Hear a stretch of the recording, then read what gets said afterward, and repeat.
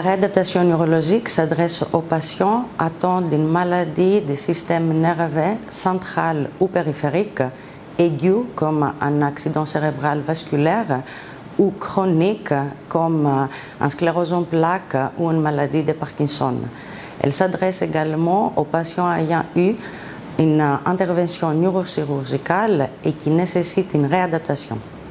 Dans ce cadre, les patients présentent souvent d'importants déficits fonctionnels et cognitifs avec des répercussions conséquentes sur leur autonomie. Une prise en charge rapide et spécialisée, menée conjointement par de multiples spécialistes, est essentielle. En collaboration avec les patients et ses proches, et toujours selon ses besoins, les principales priorités de nos équipes sont l'autonomisation du patient aux gestes de la vie quotidienne et la reprise de ses activités sociales et professionnelles antérieures. La clinique Bois-Bougie, avec une équipe multidisciplinaire et un large plateau technique à disposition, peut répondre de façon optimale à la rééducation neurologique, notamment grâce à des filières plus spécifiques et adaptées pour les patients atteints de la maladie de Parkinson, d'un AVC ou de sclérose en plaques, avec des protocoles spécialisés sur l'évaluation, la prise en charge et le suivi. Dès son admission, le patient sera évalué par une équipe spécialisée et multidisciplinaire.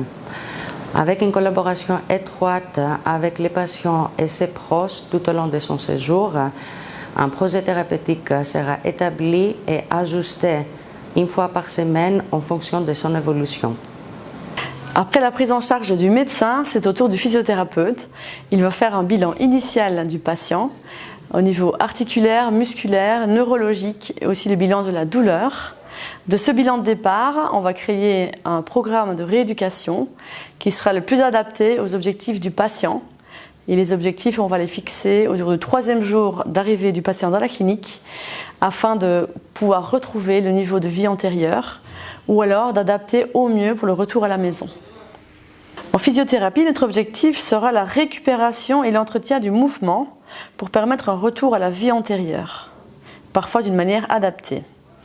Les objectifs de nos séances sont de récupérer et entretenir la fonction musculaire, ainsi que la mobilité articulaire, retravailler la posture, favoriser la verticalisation précoce et la mise en charge des membres inférieurs.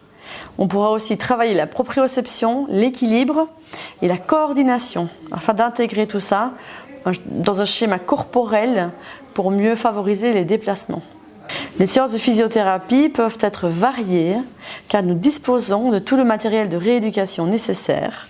On peut parler de la table de Bobat, de la thérapie miroir, de balnéothérapie quand c'est possible, de l'arméo, le C1000, ainsi que tout l'appareil de musculation et de renforcement musculaire. On a une presse, on peut travailler les bras, faire du vélo, de l'elliptique, du nu-step, ainsi que des poids libres et des élastiques. Dans une prise en soins multidisciplinaire en réadaptation neurologique, mon rôle en tant que logopédiste est tout d'abord d'effectuer un bilan qui va me permettre de définir des troubles dans le domaine du langage, de la parole, de la déglutition ou de la réalimentation et ainsi de pouvoir proposer un programme thérapeutique qui sera vraiment spécifique à ces troubles. Ainsi, en collaboration avec d'autres spécialistes comme la neuropsychologue, l'ergothérapeute et la diététicienne, nous allons proposer des séances spécifiques journalières afin de prendre en charge les troubles de la mémoire, les troubles attentionnels ou les troubles de la déglutition. Nos programmes de réadaptation concernant ces troubles nous amènent fréquemment à accompagner les familles des patients afin de leur donner des consignes dans le cadre des troubles de la déglutition ou bien d'aider les familles à mieux communiquer avec leurs proches. Le rôle du neuropsychologue est d'évaluer à l'aide de tests psychométriques validés les capacités cognitives du patient, à savoir la mémoire, l'attention, le raisonnement, le langage.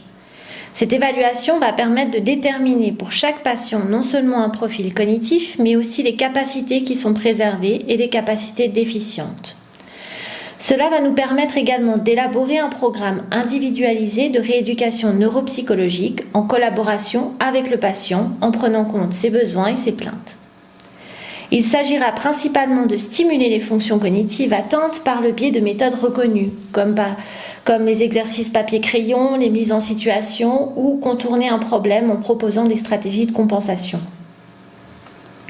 L'ergothérapie a pour but d'accompagner le patient dans le recouvrement de ses capacités, qu'elles soient physiques, cognitives ou psychiques.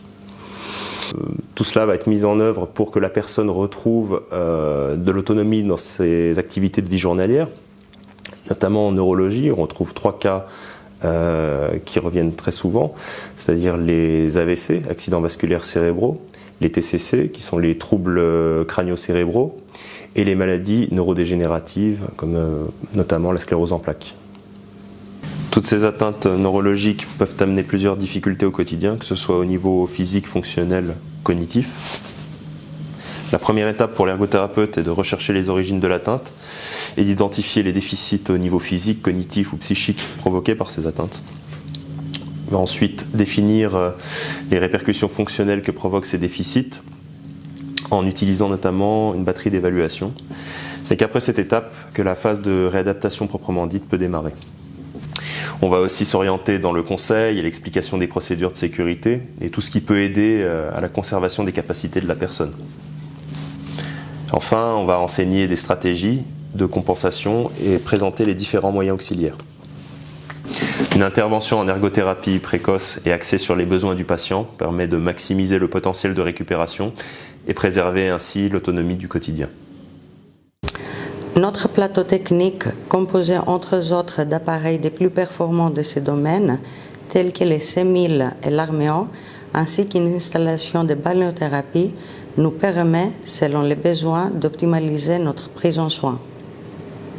La préparation à la sortie, incluant les suites des soins en ambulatoire, fait partie de notre prise en charge globale du patient. Elle est assurée par notre équipe en collaboration avec une assistante sociale et des prestataires de soins externes. Ensemble, ils assurent un encadrement optimal pour un retour à domicile en sécurité.